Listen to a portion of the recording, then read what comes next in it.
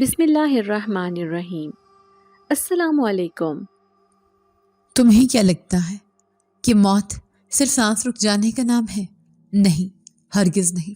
موت تو اصل میں اس لمحے کا نام ہے جب تمہاری آنکھیں وہ دیکھ لیں جو کائنات کے پردوں میں چھپا کر رکھا گیا ہے، اور تمہارے کان وہ سن لیں جو قبروں کے اندر مردے سرگوشیوں میں کہتے ہیں۔ خبردار اگر تم نے آج رات دروازہ کھولا۔ یہ الفاظ میرے ذہن میں گونج رہے تھے، یا شاید ہوا کی سائیں تھی جو باہر پہاڑوں سے ٹکرا کر میری حویلی کی دیواروں کو لرزا رہی تھی، مگر میں نے اس تنبیہ کو نظر انداز کر دیا کیونکہ میں روہیل تھا، اس ملک کا مانا ہوا آرٹسٹ، اور آج کی رات میری زندگی کی سب سے بڑی رات ہونی چاہیے تھی، مگر افسوس کہ قدرت نے میرے لیے کچھ اور ہی لکھا تھا۔ میری حویلی جو پہاڑی کی چوٹی پر ایک قدیم دیو کی طرح استادہ تھی، آج اسے روشنیوں سے نہلا دیا گیا تھا، کیونکہ میں نے اپنے آبائی گھر کو ایک جدید آرٹ گیلری میں تبدیل کیا تھا، اور آج اس کا افتتاح تھا، مگر باہر کے حالات دیکھ کر لگ رہا تھا کہ آسمان خود زمین پر گرنے والا ہے۔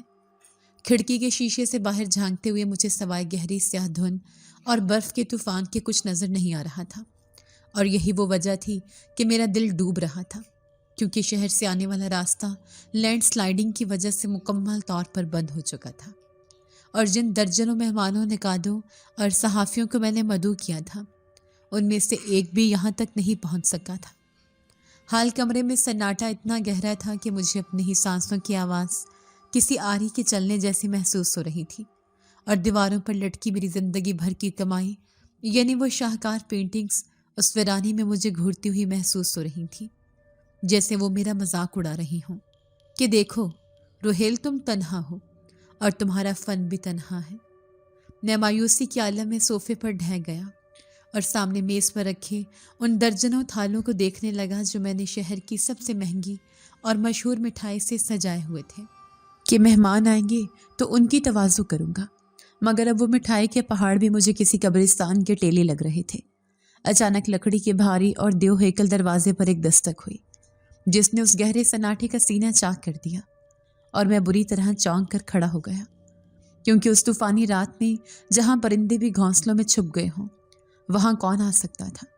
میرے ذہن میں کئی وسوسے ابھرے کہ شاید کوئی بھٹکا ہوا مسافر ہو، یا شاید کوئی ڈاکو، مگر پھر خیال آیا کہ اتنی بلندی پر کوئی ڈاکو کیوں آئے گا؟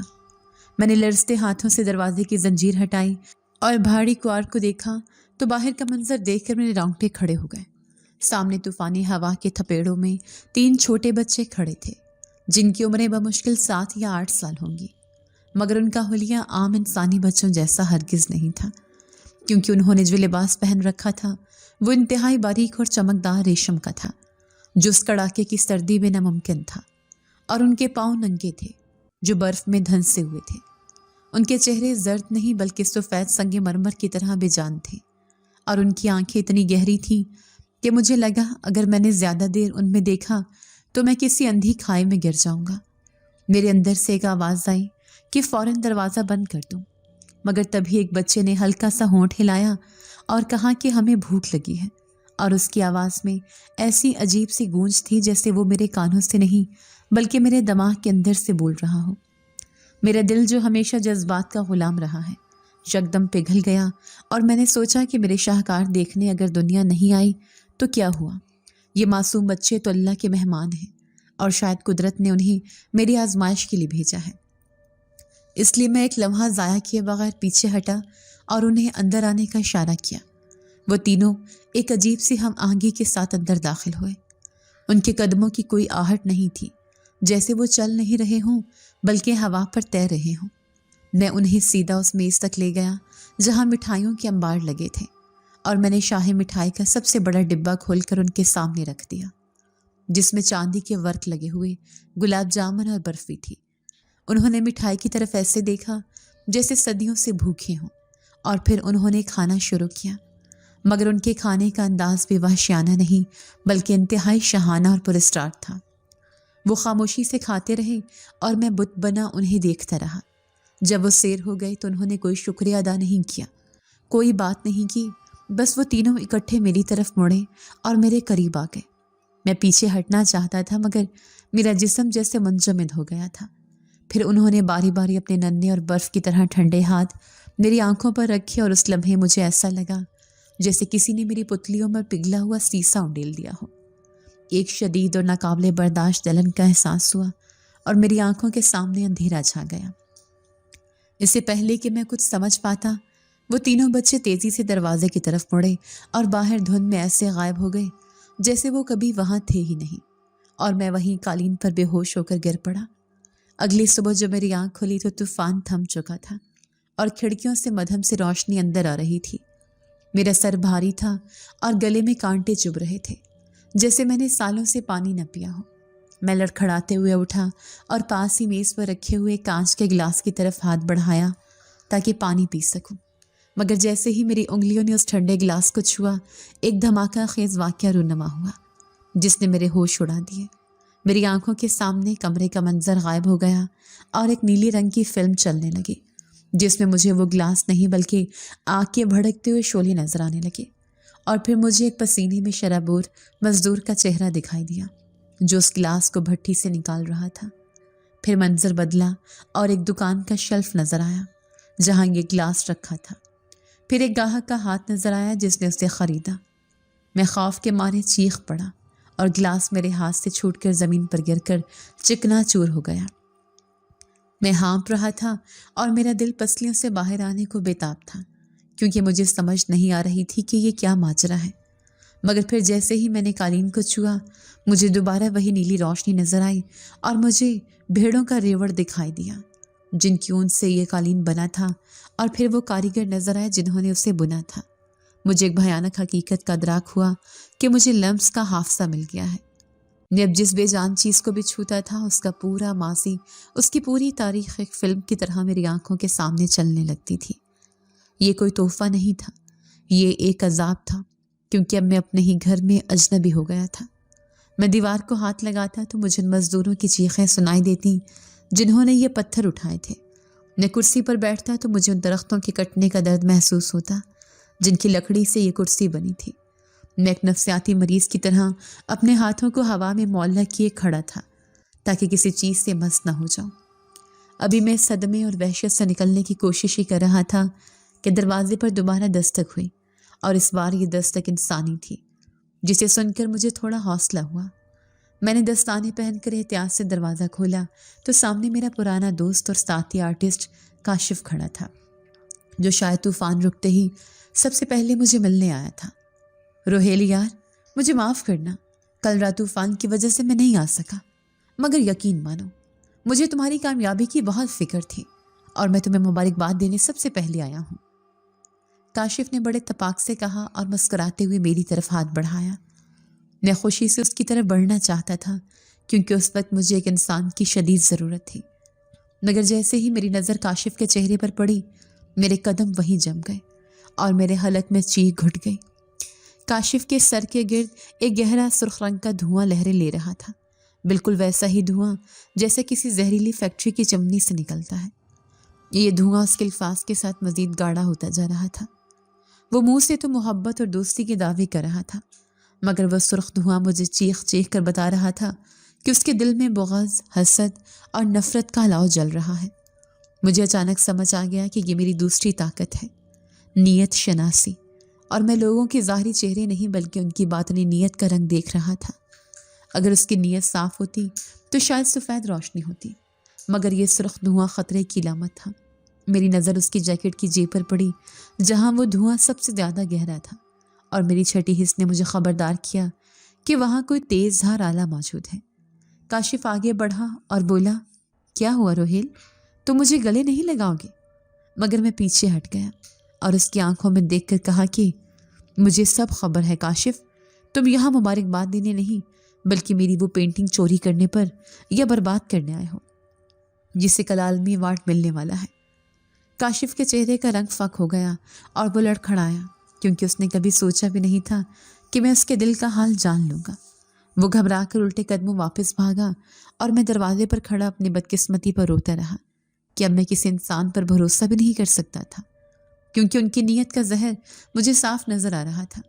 اس وحشت سے گھبرا کر اور اپنے آپ کو نارمل ثابت کرنے کے لیے میں نے فیصلہ کیا کہ میں بازار جاؤں گا اور لوگوں میں گھل مل جاؤں گا، شاید وہاں جا کر یہ واہمہ ختم ہو جائے۔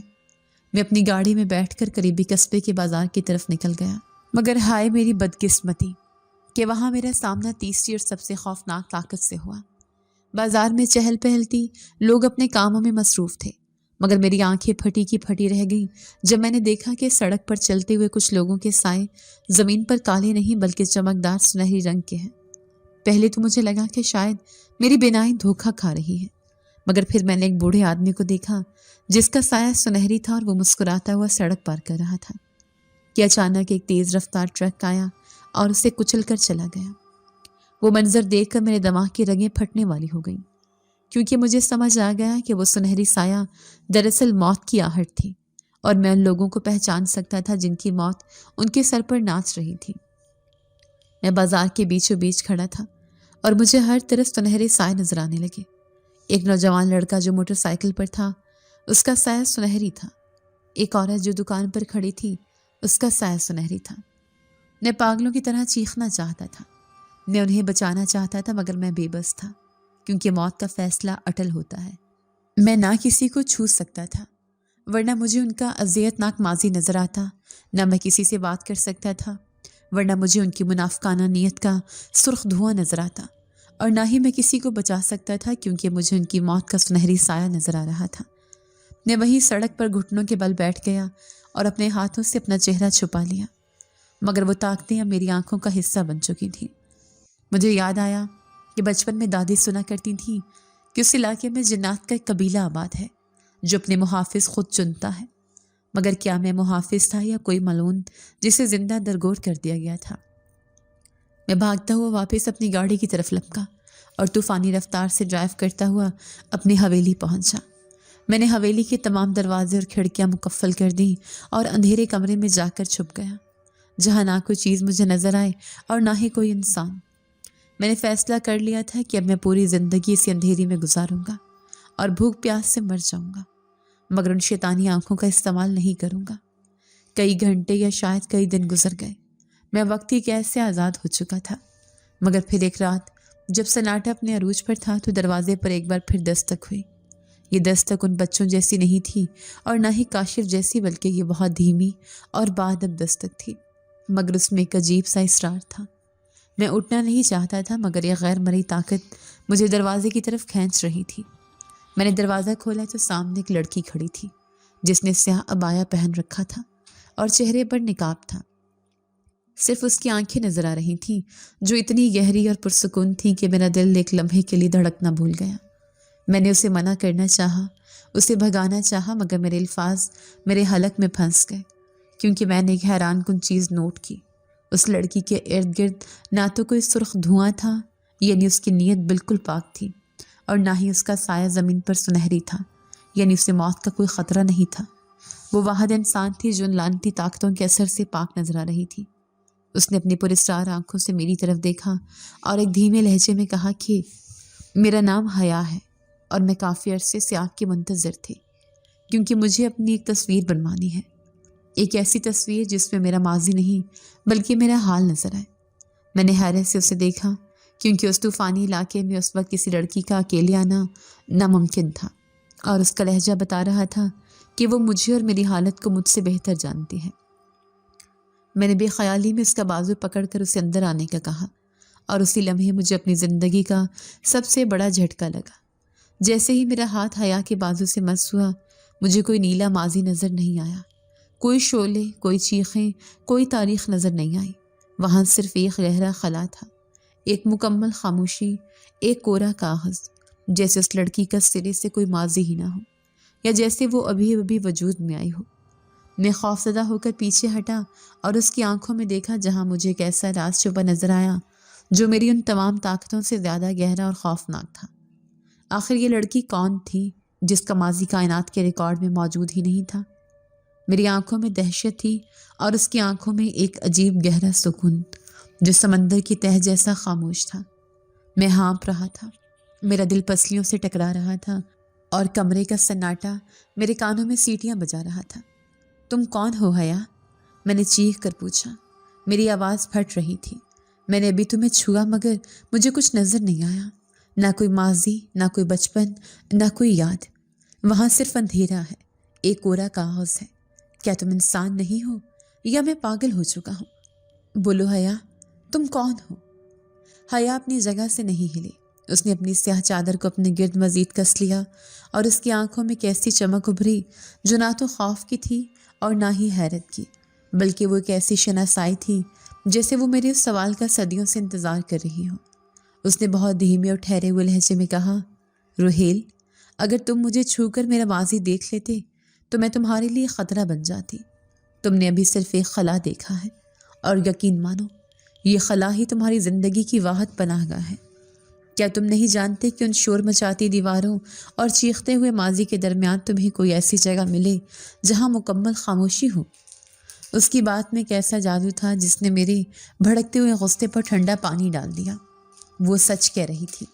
پچھلے کچھ دنوں سے میرا دماغ ایک ریلوے اسٹیشن بن چکا تھا جہاں ہر چیز کا ماضی شور مچا رہا تھا، مگر حیا کے پاس اس کے وجود کے قریب ایک عجیب سناٹا تھا۔ میں نے کانپتے ہاتھوں سے اپنے چہرے کا پسینہ صاف کیا اور ایک کرسی پر گر سا گیا۔ میرا آرٹسٹک ذہن الجھن کا شکار تھا، مگر میرا دل کہہ رہا تھا کہ اس لڑکی پر بھروسہ کرو، کیونکہ اس سے گرد نہ تو نیت کا سرخ دھواں ہے اور نہ ہی موت کا سنہرا سایہ۔ ٹھیک ہے، میں نے ہار مانتے ہوئے کہا، تم کہتی ہو کہ تم یہاں پورٹریٹ بنوانے آئی ہو، حالانکہ میں جانتا ہوں کہ یہ جھوٹ ہے، مگر میں یہ بناؤں گا کیونکہ شاید تم ہی وہ واحد مخلوق ہو جس کے سامنے میں اپنی آنکھیں کھلی رکھ سکتا ہوں، ورنہ یہ دنیا تو اب میرے لیے جہنم بن چکی ہے۔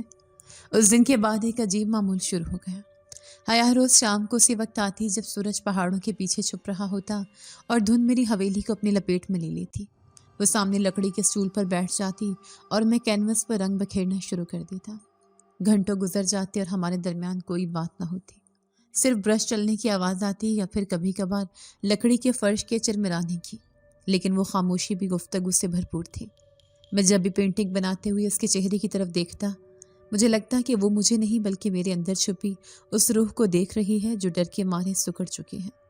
مجھے اس سے عشق ہونے لگا تھا، یا شاید وہ عشق نہیں تھا، وہ ایک غرق ہونے والے شخص کا تنکے سے لگاؤ تھا، کیونکہ وہ میرا سکون تھی۔ تقریباً ایک ہفتہ گزر گیا، پینٹنگ مکمل ہونے کے قریب تھی۔ اس شام باہر موسم بہت خراب تھا، ہوا ایسے رو رہی تھی جیسے کسی بچے کو کوڑھے مارے جا رہے ہوں۔ میں نے برش ہاتھ سے رکھ دیا اور حیا کی آنکھوں میں سیدھا دیکھا۔ میرے اندر کا تجسس اب میرے صبر کا پیمانہ لبریز کر چکا تھا۔ حیا، میں نے بہت نرمی سے پکارا، آج تمہیں بتانا پڑے گا، میں اب مزید اس راز کے ساتھ نہیں جی سکتا۔ تم نے اس دن کہا تھا کہ میرا ماضی نہ دیکھنا ہی میرے لیے بہتر ہے، مگر کیوں؟ آخر تمہارا ماضی گیا کہاں؟ کیا تم پیدا نہیں ہوئی تھی؟ حیا نے گہری سانس لی، ایسی سانس جیسے اس نے اپنے سینے میں کئی طوفان دبا رکھے ہوں۔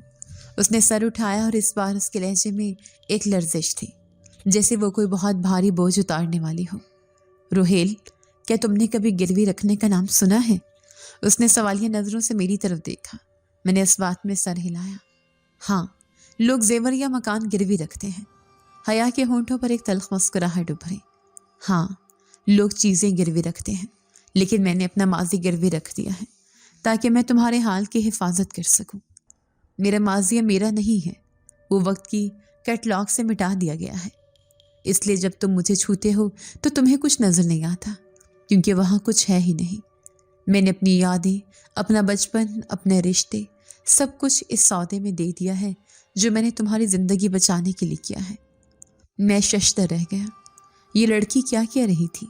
میری زندگی کا تمہارے ماضی سے کیا تعلق؟ میں نے بے چینی سے پوچھا۔ اور وہ سودا تم نے کس سے کیا؟ حیا کھڑی ہو گئی، وہ چل کر کھڑکی کے پاس گئی اور باہر گھپ اندھیرے میں دیکھنے لگی۔ تمہیں وہ 3 بچے یاد ہیں روہیل، وہ جو اس طوفانی رات تمہارے پاس آئے تھے؟ میرے جسم ایک سنسنی دوڑ گئی۔ ہاں، انہی منحوس بچوں کی وجہ سے تمہیں سزا میں مبتلا ہوں، میں نے دانت پیستے ہوئے کہا۔ خبردار، حیا نے پلٹ کر مجھے ٹوکا۔ انہیں منحوس بچے مت کہنا، وہ تینوں عام بچے نہیں ہیں، وہ وقت کے مسافر جنات کے قبیلے کے آخری وارث تھے۔ وہ معصوم تھے اور ایک بہت بڑی جنگ لڑ رہے تھے۔ ان کا دشمن ان کا تعاقب میں تھا، ایک ایسا دشمن جو وقت اور زمانے کو نگل سکتا ہے، وہ اپنی طاقتیں بچانے کے لیے بھاگ رہے تھے، اور اس طوفانی رات جب تم نے بغیر کسی لالچ کے صرف انسانی ہمدردی کے تحت انہیں اپنا مہمان بنایا، انہیں اپنے حصے کی مٹھائی کھلائی، تو انہوں نے فیصلہ کیا کہ وہ اپنی سب سے قیمتی امانت تمہارے پاس محفوظ کریں گے۔ امانت؟ میں ہکلایا۔ تم کہہ رہی ہو یہ عذاب، یہ لمس کا حافظہ، یہ نیت کا دھواں، یہ موت کے سائے، یہ سب ایک امانت ہے؟ ہاں۔ حیا میرے قریب آئی اور اس نے پہلی بار خود میرا ہاتھ تھاما۔ اس کے ہاتھ برف کی طرح ٹھنڈے تھے، مگر مجھے سکون ملا۔ انہوں نے تمہیں یہ طاقتیں تحفے میں نہیں دی روہیل، انہوں نے یہ طاقتیں تمہاری آنکھوں میں چھپائی ہیں، کیونکہ انسان کی آنکھ وہ واحد تجوری ہے جسے جنات بھی آسانی سے نہیں کھل سکتے۔ وہ جانتے تھے کہ تم ایک آرٹسٹ ہو، تمہاری نظر گہری ہے، اس لیے وہ اپنے 3 سب سے بڑی طاقتیں، ماضی شناسی، نیت شناسی اور موت شناسی، تمہارے وجود میں تحلیل کر کے چلے گئے تاکہ وہ دشمن کے ہاتھ نہ لگے۔ اور میں ان بچوں کی نگران تھی، مجھے ان کی حفاظت پر مامور کیا گیا تھا، مگر اب چونکہ وہ طاقتیں تمہارے اندر ہیں، اس لیے اب میں تمہاری محافظ ہوں۔ میرا دماغ گھوم رہا تھا، یہ سب کسی افسانے سے بھی زیادہ عجیب تھا۔ تو میں ایک زندہ تجوری ہوں، میں نے تلخی سے ہنستے ہوئے کہا۔ اور وہ دشمن، وہ کہاں ہے؟ کیا وہ اب میرا پیچھا کرے گا؟ حیا کے چہرے پر خوف کے سائے لہرائے، اور یہی وہ بات تھی جس نے مجھے سب سے زیادہ ڈرایا، کیونکہ میں نے حیا کو کبھی ڈرتے ہوئے نہیں دیکھا تھا۔ وہ آ رہا ہے روہیل، وہ بے چہرہ آدمی ہے، اس کا کوئی چہرہ نہیں، کوئی شناخت نہیں، وہ صرف اندھیرا ہے۔ وہ ان بچوں کو ڈھونڈتے ہوئے یہاں تک پہنچ چکا ہے۔ اسے معلوم ہو گیا ہے کہ طاقتیں اب ان بچوں کے پاس نہیں بلکہ تمہاری آنکھوں میں ہیں، اور اگر اس نے تمہیں مار دیا تو وہ طاقتیں ہمیشہ کے لیے ابلیس کی فوج کے پاس چلی جائیں گی، اور اگر ایسا ہوا تو دنیا میں صرف سچ نہیں بلکہ صرف فریب کا راج ہوگا۔ اس لیے میں نے اپنا ماضی وقت کے خداؤں کے پاس گروی رکھ دیا تاکہ میں غیبی وجود بن سکوں اور اس دشمن سے لڑ سکوں، مگر اب وقت کم رہ گیا ہے۔ اچانک مجھے اپنی تیسرے حصے میں ایک شدید چبھن محسوس ہوئی، میرے دل کی دھڑکن رکنے لگی۔ میں نے گھبرا کر کھڑکی کی طرف دیکھا، باہر گہری دھند میں مجھے کچھ نظر نہیں آ رہا تھا، مگر میری آنکھیں وہ دیکھ رہی تھیں جو عام آنکھ نہیں دیکھ سکتی۔ مجھے حویلی کے مرکزی دروازے کے باہر دھند کے بادلوں کے درمیان ایک عجیب اور خوفناک منظر دکھائی دیا۔ وہاں زمین پر کوئی نہیں کھڑا تھا، مگر وہاں ایک سایہ موجود تھا، ایک سنہری سایہ، لیکن یہ سایہ کسی انسان کا نہیں تھا۔ یہ سایہ بہت بڑا تھا اور اس کے کنارے آگ کی طرح بھڑک رہے تھے، اور سب سے خوفناک بات یہ تھی کہ اس سایہ کے ارد گرد جو ہوا تھی اس میں مجھے ہزاروں سرخ لکیریں نظر آ رہی تھیں جو سانپوں کی طرح بل کھا رہی تھیں۔ یہ نیت کا دھواں تھا۔ حیا، میں نے خوف سے چیخ ماری۔ وہ آ گیا ہے، مجھے باہر سنہری سایہ نظر آ رہا ہے، لیکن وہ کسی انسان کا سایہ نہیں ہے، وہ تو موت کا دیو لگ رہا ہے۔ حیا کا رنگ سفید پڑ گیا، اس نے فوراً کھڑکی پر پردہ گرا دیا۔ اس نے تمہیں ڈھونڈ لیا ہے روہیل۔ حیا کی آواز میں اب کپکپاہٹ تھی۔ وہ بے چہرہ آدمی ہے، وہ جسم نہیں رکھتا، لیکن وہ ہر جسم پر قبضہ کر سکتا ہے۔ سنو روہیل، اب ہمارے پاس بھاگنے کا کوئی راستہ نہیں ہے۔ لینڈ سلائیڈنگ نے راستہ بند کیا ہوا ہے اور وہ حویلی کے حصار میں داخل ہو چکا ہے۔ اب صرف 2 ہی راستے ہیں، یا تو تم اپنی جان دے دو تاکہ طاقتیں اس کے ہاتھ نہ لگیں، یا پھر تم اپنی ان طاقتوں کو ہتھیار بنا کر اس سے لڑو۔ میں لڑوں؟ میں نے حیرت سے پوچھا۔ میں ایک مصور ہوں حیا، میں سپاہی نہیں ہوں۔ میں برش چلا سکتا ہوں، تلوار نہیں۔ میں سفرید کا مقابلہ کیسے کر سکتا ہوں جسے تم خود بھی خوفزدہ نظر آ رہی ہو؟ تمہاری طاقت تلوار نہیں ہے، تمہاری طاقت تمہاری نظر ہے۔ حیا نے میری دونوں آنکھوں میں جھانکتے ہوئے کہا۔ تم وہ دیکھ سکتے ہو جو وہ نہیں دیکھ سکتا، تم اس کا ماضی دیکھ سکتے ہو، تم اس کی اگلی چال دیکھ سکتے ہو، اور تم اس کی موت کا وقت دیکھ سکتے ہو۔ ہمیں کچھ ایسا کرنا ہوگا، کچھ ایسا تخلیق کرنا ہوگا جو اسے قید کر لے، کیونکہ اسے مارا نہیں جا سکتا، اسے صرف قید کیا جا سکتا ہے۔ تبھی نیچے مین گیٹ کے ٹوٹنے کی ایک زوردار آواز آئی، پوری حویلی لرز اٹھی، لکڑی کی سیڑھیوں پر بھاری قدموں کی آوازیں آنے لگی، وہ قدم جو آہستہ آہستہ اوپر آ رہے تھے، دھم دھم دھم۔ ہر قدم کی آواز کے ساتھ مجھے لگ رہا تھا کہ میری شریانیں پھٹ جائیں گی۔ حیا نے میرا ہاتھ زور سے دبایا۔ روہیل، جو کرنا ہے ابھی سوچو، وہ اوپر آ رہا ہے، اور یاد رکھنا اگر اس نے تمہیں چھو لیا تو وہ تمہاری آنکھوں سے وہ سب کچھ نوچ لے گا جو تم نے دیکھا ہے، اور میں ہمیشہ کے لیے اس خلا میں گم ہو جاؤں گی جہاں سے کوئی واپس نہیں آتا۔ میرے ذہن میں ایک جھماکا ہوا، ایک جنونی خیال، ایک آرٹسٹ کا آخری شاہکار۔ میں نے اپنی اسٹوڈیو میں پڑے سب سے بڑے خالی کینوس کی طرف دیکھا۔ حیا، میں نے چل کر کہا، تم نے کہا تھا اسے قید کرنا ہے۔ اگر اس کا کوئی چہرہ نہیں ہے تو میں اسے ایک چہرہ دوں گا۔ میں اس کی اصلیت پینٹ کروں گا اور وہی پینٹنگ اس کا پنجرہ بنے گی۔ لیکن کیسے؟ وہ دروازے تک پہنچ چکا ہے۔ حیا نے دروازے کی طرف اشارہ کیا جو بری طرح ہل رہا تھا اور اس کے پیچھے سے سرخ دھواں اندر لیک ہو رہا تھا۔ مجھے صرف ایک بار اس کے وجود سے جڑے کسی چیز کو چھونا ہوگا تاکہ میں اس کا ماضی دیکھ سکوں اور اس ماضی میں سے اس کا اصلی چہرہ ڈھونڈ سکوں۔ میں نے برش اٹھا لیا اور دروازے کی طرف رخ کیا جو کسی بھی لمحے ٹوٹنے والا تھا۔ موت میرے دروازے پر دستک دے رہی تھی اور میں اسے خوش آمدید کہنے کے لیے تیار تھا۔ دھڑام! لکڑی کا وہ مضبوط دروازہ جس پر مجھے بہت مان تھا کسی کاغذ کے ٹکڑے کی طرح پھٹ کر ہوا میں بکھر گیا۔ لکڑی کے تیز نوکیلے ٹکڑے میرے اور حیا کے ارد گرد بارش کی طرح برسے اور ساتھ ہی ایک ایسا ٹھنڈا اور بدبودار جھونکا اندر داخل ہوا جس میں ہزاروں سال پرانی قبروں کی سران پسی ہوئی تھی۔ میں نے اپنی آنکھوں کے سامنے بازو کر لیے تاکہ لکڑی کے ٹکڑوں سے بچ سکوں، مگر میری نظریں اس دھول اور ملبے کے پیچھے کھڑی اس بلا کو ڈھونڈ رہی تھیں جو میری موت بن کر آئی تھی۔ دھول چھٹی تو وہاں کوئی نہیں تھا، عام انسانی آنکھ کے لیے وہاں صرف خالی جگہ تھی، مگر میں جو اب عام انسان نہیں تھا، میں کانپ اٹھا۔ وہ دروازے کی چوکھٹ پر ایک کثیف سیاہ سایہ کھڑا تھا جس کے کنارے سنہری آگ میں لپٹے ہوئے تھے۔ یہ وہی موت کی آہٹ تھی اور اس کے وجود سے نکلنے والا گہرا سرخ دھواں جو اس کی نیت کا آغاز تھا، سانپوں کی طرح رینگتا وہ پورے کمرے میں پھیل رہا تھا۔ اس کا کوئی چہرہ نہیں تھا، بس ایک دھندلا سا ہیولا تھا، مگر مجھے محسوس ہو رہا تھا کہ وہ مجھے دیکھ رہا ہے، وہ میری روح کو ٹٹول رہا ہے۔ حیا میری طرف پلٹی اور چیخ کر بولی، روہیل، میری طرف مت دیکھو، کینوس کی طرف دیکھو، برش اٹھا۔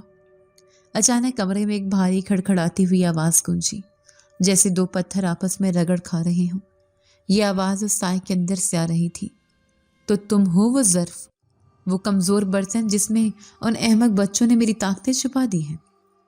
کتنے افسوس کی بات ہے کہ ایک فانی انسان ان لازوال طاقتوں کا بوجھ اٹھائے ہوئے ہے۔ میں نے ہمت مجتمع کی اور برش کو مٹھی میں بھینچ لیا۔ میں نے چلا کر کہا، تم جو بھی ہو یہاں سے چلے جاؤ، ورنہ میں تمہیں ایسی قید میں ڈالوں گا جہاں سے تم قیامت تک نہیں نکل سکو گے۔ سایہ ہنسا، ایک کری اور تنزیہ ہنسی۔ قید؟ تم مجھے قید کرو گے؟ تم جسے یہ بھی نہیں معلوم کہ میرا چہرہ کیسا ہے؟ تم کیا بناؤ گے؟ مصور؟ اندھیرا؟ خلا؟ اسی لمحے حیا نے اپنی جگہ سے چھلانگ لگائی اور دیوار پر لٹکی ہوئی ایک قدیم تلوار اتار لی جو میرے دادا کی نشانی تھی۔ وہ سائے کے سامنے ڈٹ کر کھڑی ہو گئی۔ جب تک میں زندہ ہوں تم روہیل تک نہیں پہنچ سکتی، حیا نے للکارا۔ سائے نے ایک عجیب حرکت کی، اس کا سرخ دھواں تیزی سے حیا کی طرف بڑھا۔ اے بے مازی لڑکی، تم جس نے اپنا وجود ہی گروی رکھ دیا ہے، تم میرا راستہ روکو گی؟ تم تو خود ایک وہم ہو، ہٹو میرے راستے سے۔ اس کے ساتھ ہی ایک زوردار جھٹکا لگا اور حیا ہوا میں اچھل کر دور جا گری۔ وہ کراہتے ہوئے اٹھنے کی کوشش کرنے لگی۔ میرا دل چاہا کہ میں بھاگ کر حیا کو اٹھاؤں، مگر حیا نے وہیں سے ہاتھ کے اشارے سے مجھے روکا۔ روہیل، رکو مت، اسے دیکھو، اس کی کسی چیز کو ڈھونڈو، ہمیں اس کا چہرہ چاہیے۔ سایہ آہستہ آہستہ میری طرف بڑھ رہا تھا، اس کے ہر قدم پر زمین لرز رہی تھی۔ مجھے اپنے اندر موجود طاقتوں میں ابال اٹھتا محسوس ہو رہا تھا۔ میری آنکھیں جل رہی تھیں۔ مجھے کچھ کرنا تھا۔ مجھے اس بے چہرہ آدمی کا کوئی سراغ چاہیے تھا تاکہ میں اس کا ماضی دیکھ سکوں اور اس کے ماضی میں اس کا اصل چہرہ تلاش کر سکوں۔ اچانک اس سائے نے اپنا ہاتھ، جو صرف دھوئیں کا بنا ہوا لگ رہا تھا، ہوا میں لہرایا۔ اس کے آستین سے ایک سیاہ دھات کا بنا ہوا خنجر نکلا۔ یہ خنجر عام نہیں تھا، اس کے اوپر عجیب و غریب علامات کھدی ہوئی تھیں اور اس میں سے نیلی شعاعیں نکل رہی تھیں۔ اگر تم اپنی خوشی سے طاقتیں مجھے نہیں دو گے، سائے نے خنجر میری طرف سیدھا کیا، تو میں تمہاری آنکھیں نکال کر ان میں سے طاقتیں نچوڑ لوں گا۔ اس نے خنجر پوری قوت سے میری طرف پھینکا۔ میں نے دائیں طرف کلا بازی کھائی اور خنجر میرے کان کے پاس سے گزرتا ہوا سیدھا میرے پیچھے رکھے لکڑی کے کالم میں جا دھنسا۔ یہ میرا موقع تھا، شاید واحد اور آخری موقع۔ میں پینٹنگ چھوڑ کر اس کالم کی طرف بھاگا۔ کیا کر رہے ہو پاگل؟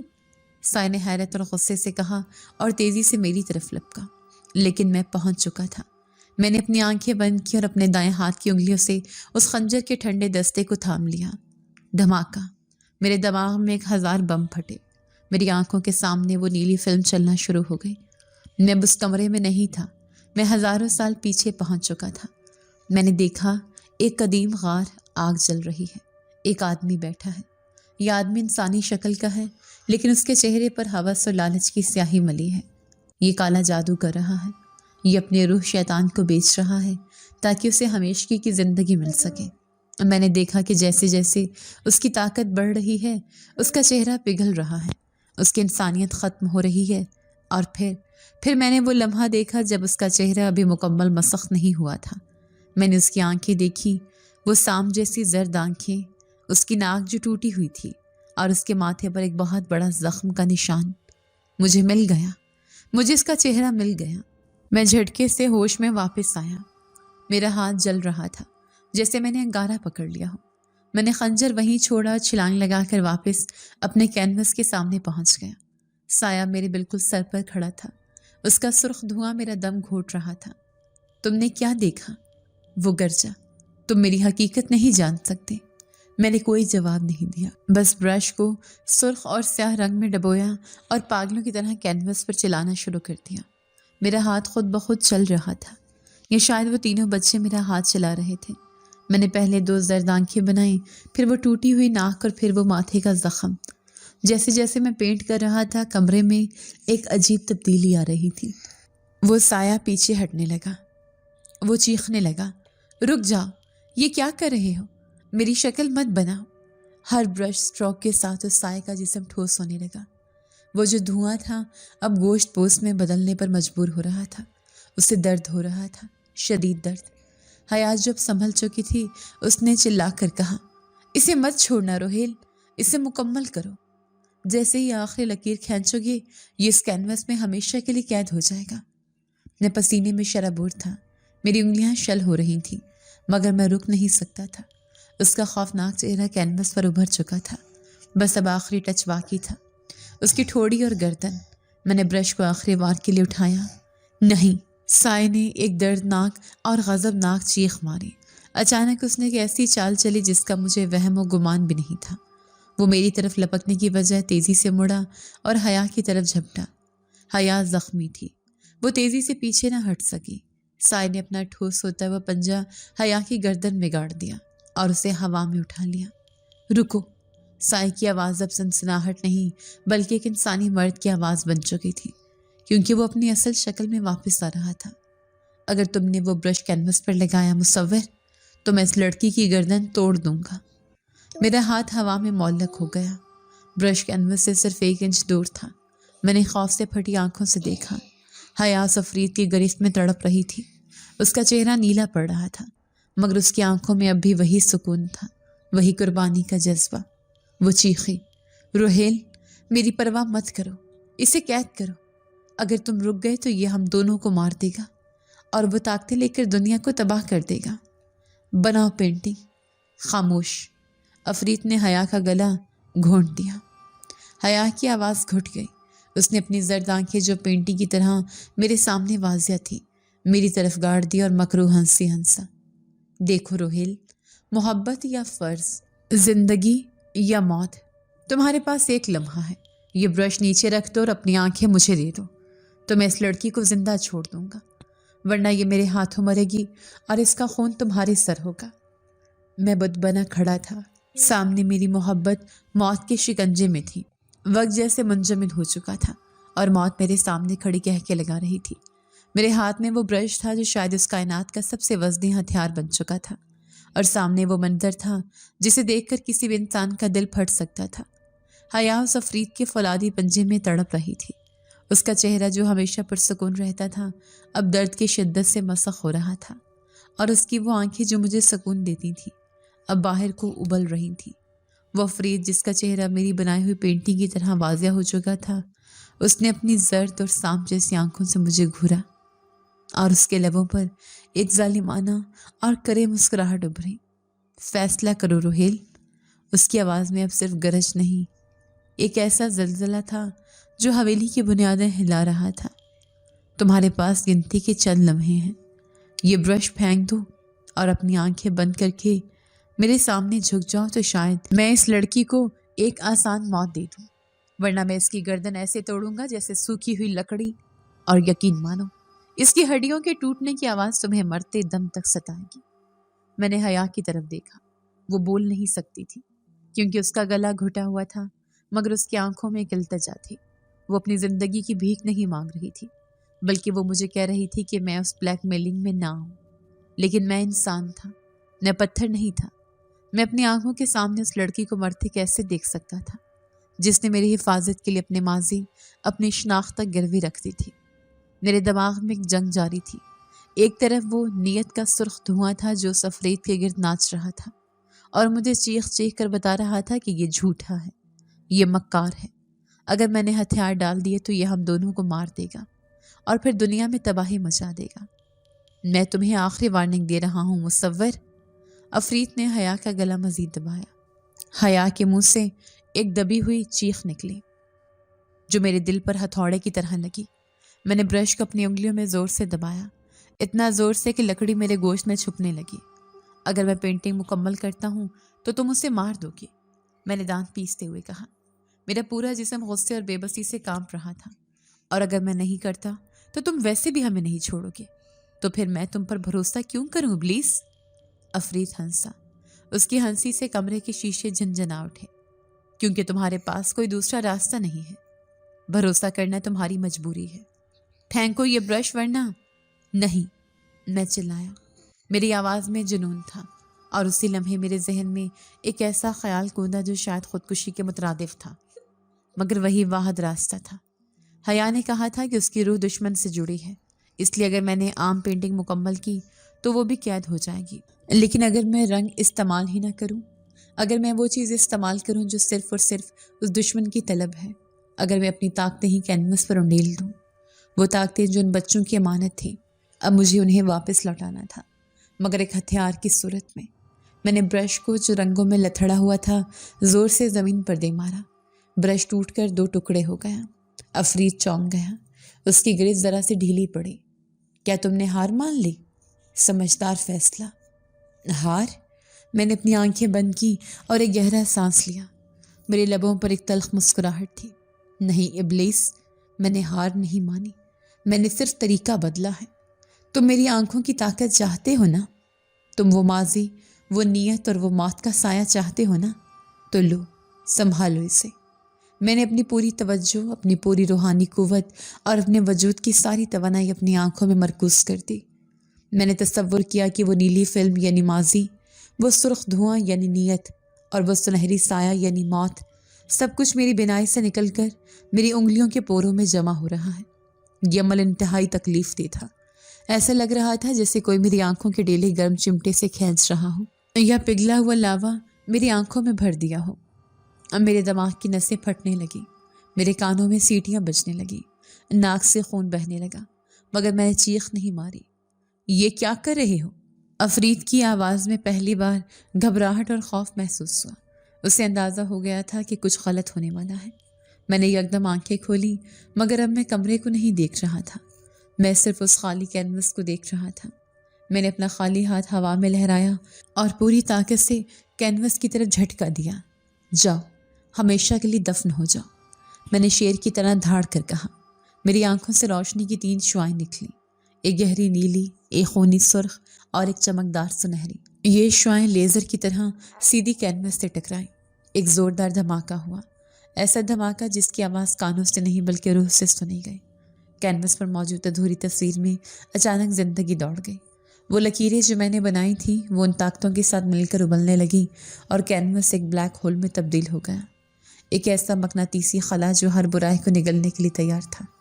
افریت نے ایک ایسی دردناک چیخ ماری کہ مجھے لگا میرے کانوں کے پردے پھٹ جائیں گے۔ وہ طاقتیں جو اس کی خوراک تھیں اب اس کا پنجرہ بن چکی تھیں۔ چونکہ میں نے یہ طاقتیں اسے دینے کی بجائے کینوس پر قید کر دی تھیں، اس لیے اس کا ناپاک وجود مقناطیس کی طرح اس کینوس کی طرف کھینچنے لگا۔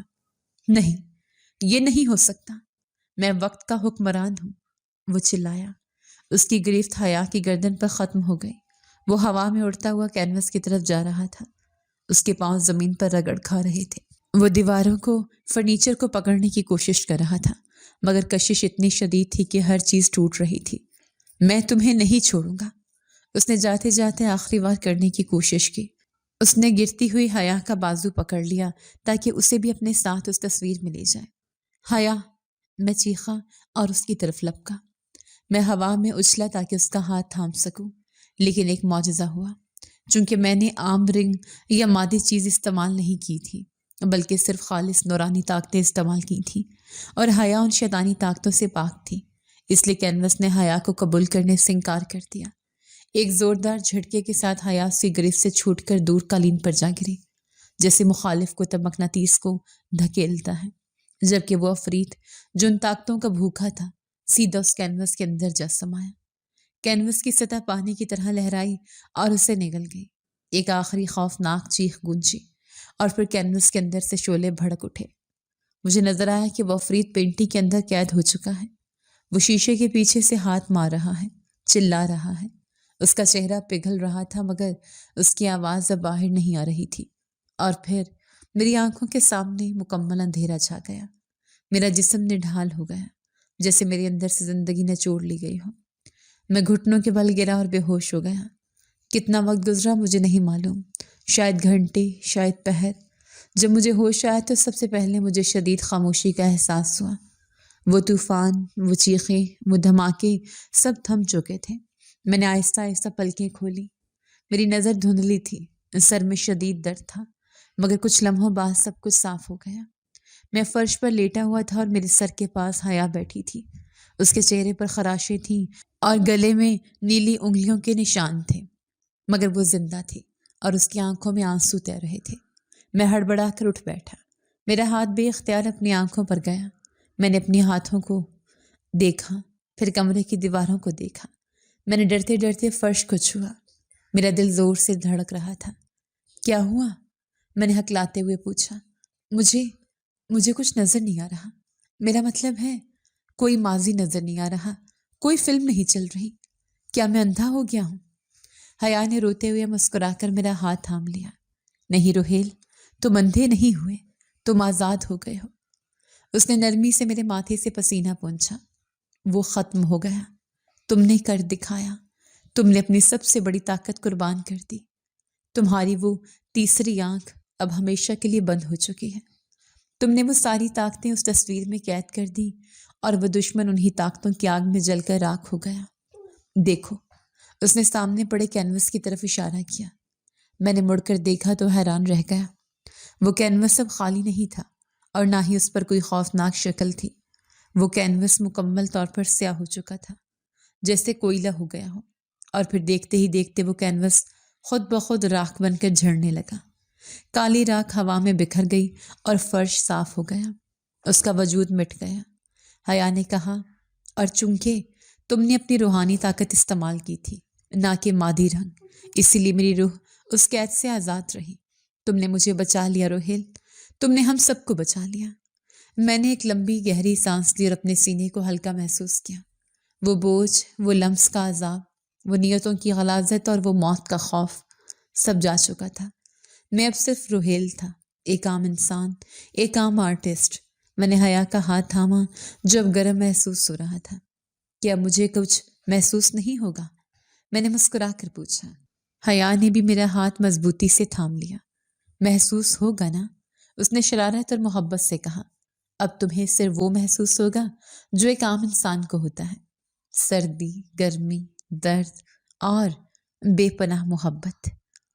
6 ماہ بعد وہی پہاڑی، وہی حویلی، مگر اب یہاں سناٹا نہیں تھا۔ آج حویلی روشنیوں سے جگمگا رہی تھی، مگر یہ روشنیاں کسی نمائش کی نہیں بلکہ ولیمے کی تھی۔ صحن میں مہمانوں کا ہجوم تھا۔ وہی لوگ جو اس طوفانی رات نہیں آ سکے تھے آج سب موجود تھے۔ فضا میں کہکی اور خوشبو رچی ہوئی تھی۔ میرے دوست، نقاد اور رشتہ دار سب مجھے مبارکباد دے رہے تھے۔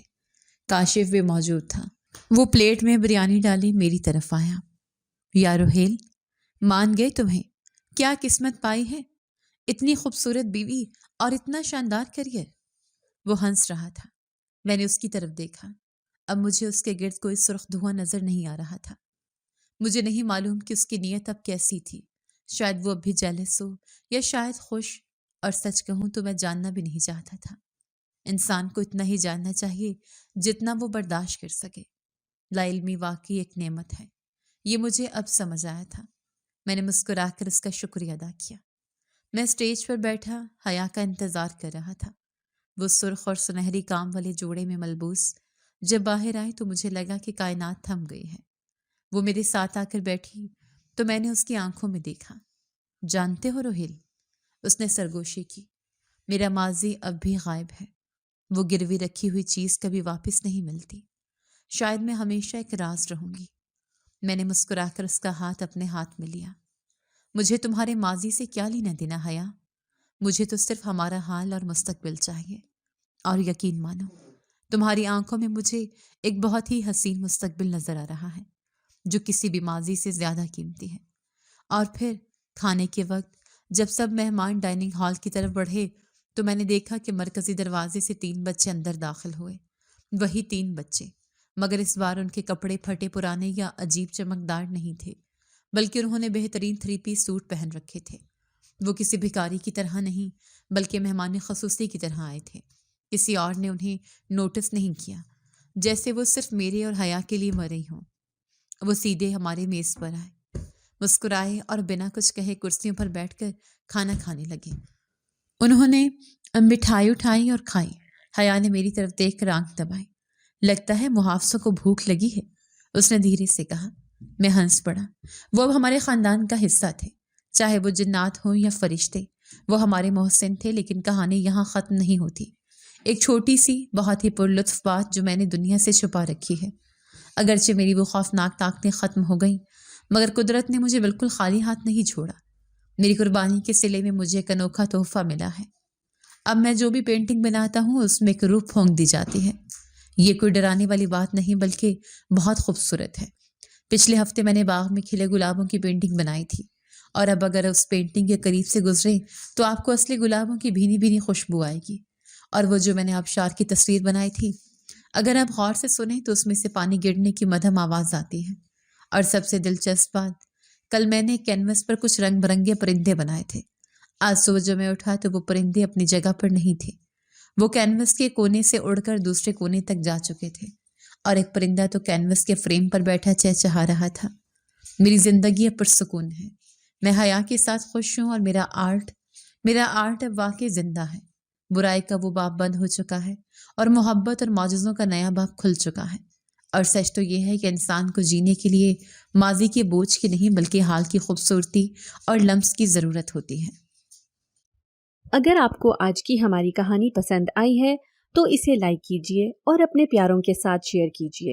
اور ہاں، اگر آپ نے ابھی تک ہمارا چینل سبسکرائب نہیں کیا تو ضرور کیجیے۔ ملتے ہیں کل ایک نئی اور دلچسپ کہانی کے ساتھ۔ تب تک کے لیے اللہ حافظ۔